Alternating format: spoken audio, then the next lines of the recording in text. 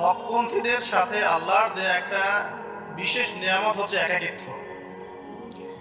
হকপন্থীদের লাইফে আল্লাহ পাকের পক্ষ থেকে একটা বিশেষ অনুগ্রহ হচ্ছে একাকিত্ব।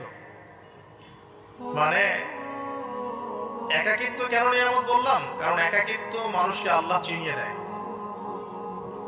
অনেক আলেম দেখবেন যারা জেল টেল খেটে বের হয়েছেন, তারা সবাই একটা কথা বলবেন, জেলখানায় আমরা আল্লাহকে চিনেছি।